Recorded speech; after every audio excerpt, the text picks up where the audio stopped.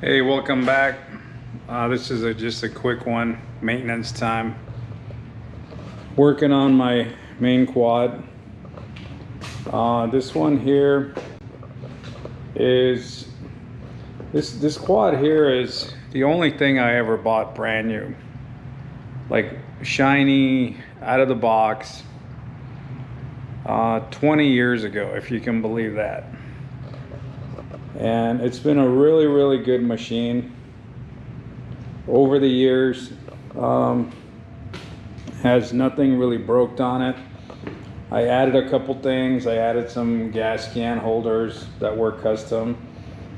I used to have like a hunting box on it, which you probably seen in the other videos. And now I stripped it down. I made it a little lighter because before I used to off-road only with the quad. I would like leave the truck somewhere and the quad had the tent and I would just travel with the quad only. So the quad had all the emergency gear on it and everything else, and so it was pretty full. And now that I've switched, you know, within the last year I've switched to the truck, there was no need to really carry all that stuff on the quad itself. The quad has, first of all, the quad is a 2002 Honda Rancher. It's the electric shift version. It has a 350cc pushrod engine. It's air cooled. It does have an oil cooler, as you can see. It's an air cooled engine, but they put a fan in there. So, because this thing has a lot of fairings and everything, so when you're moving real slow, you need to move some air. And it is a four-wheel drive. Originally, I wanted the smallest four-wheel drive I could get so I can fit it easily into the truck. And I didn't want a radiator because I travel alone a lot and it's just more stuff to break, you know. I wanted a proven air-cooled Honda engine. It's carbureted. It's been real good. This quad actually has pretty close to 6,000 miles, which is crazy for a little quad. Let me see. See if I can see it here. So we're at 5,892 miles and 663.9 engine hours. So it's got miles, but it runs really strong. It is having some hesitation on the shifting. It's got like a motor instead of the foot shifter. They mounted a motor, so you just push buttons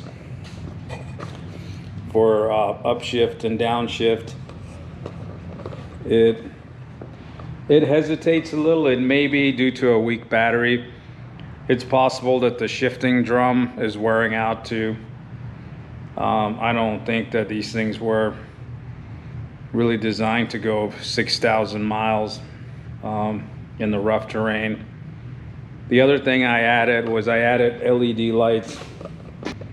Just a couple of cheap $15 LED lights from Amazon. They work great. The stock lights were pretty good too, you know, and but the LEDs make it super nice in the pitch black out on the trail.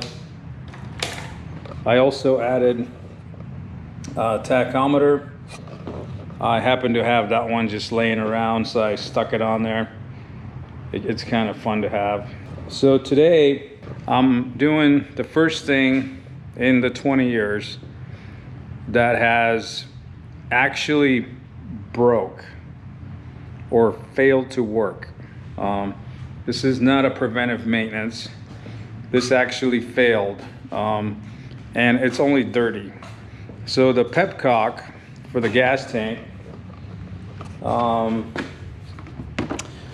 know, over the years, this thing's picked up quite a bit of dirt, and the pepcock here has clogged up. So yeah, I just cleaned it out. Really, there wasn't much to it. One of these you can take apart. It's riveted, but the unit works really good. I put some WD-40 in there, flushed it out as much as I could. I cleaned the screen. There is a screen in there up inside. I didn't take a picture of it. I put the hose here is still good. I added more hose. I changed the fuel filter. Although there is a screen in there, the screen will not block like the really fine dust that gets in there, and that stuff makes it through to the carburetor. So I actually run this paper filter, which helps eliminate the problem, or at least help it quite a bit. I ran, you know, like before, I've ran the ones that they're like a copper strainer in here. This was okay, but even with that, it still gets that fine sand into the bowl, and it gets completely plugged up. And you got to service, you know, every couple of years. But I noticed with the paper element filter like that, they last a hell of a lot longer. And it had some bouncing around in it. I don't know why, but some get sucked in there occasionally, and it would cap the main setting where you turn it on, not the reserve, and occasionally it would suck the bowl dry, and the thing would stop running. And the only way to do it is to flick the little valve back and forth to auxiliary or reserve, and then back, and the flow would start again and the quad would restart. But on this past weekend, I did a 2-nighter up in backside of Big Bear, and I did a lot of riding. I rolled, I think, like 60 something miles on it, and it did it about 3-4 times a day. It was getting pretty annoying. Let's see what I rolled that weekend. Yeah, I rolled 67 miles over the 2 days, and it just got annoying. So it was time, like, okay, I gotta address this. I don't want to let it leave me stranded. The reserve always worked, but still, I don't like cruising around there. I don't like cruising out there with something that's iffy, especially alone. So that's the other issue. It's more of, I don't want to get stuck. The other cool part about this quad, it has a pull start. So a little stringer, like a lawnmower. And that was a feature I liked. That's why I wanted a small motor. Because if your battery dies and you're in the middle of nowhere, how are you gonna get this thing started? It can be push started, but if you're by yourself, you know, this thing's probably 450 pounds easily. Yeah, I've tried it just for the hell of it, and I've never actually successfully started it, maybe once. So yeah, I needed a redundant start. All right, that's it. It's back together. Found one missing lug nut. Must have forgot to tighten that one when I put these wheels on. I'm guessing I lost it on the trail, unless by some chance it vibrated off on the truck, but I find that very hard to believe. But I've seen stranger things happen. All right, we'll give it a test ride around the yard. I'm sure it's good. I'm going out for a day ride, day camp on Friday, my off day. My usual spot up in Pine Valley.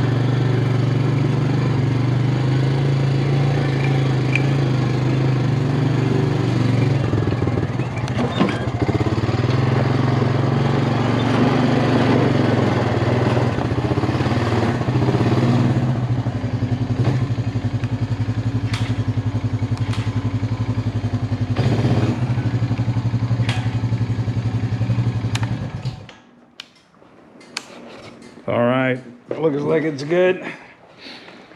Now, get the kids off to bed, and then I'm gonna come back and load this thing up on the truck. Probably sweep out the back of this bed finally. Too many camping trips, this thing gets to be a mess. And I'll be ready for the next one. All right, thanks for watching. Until next time.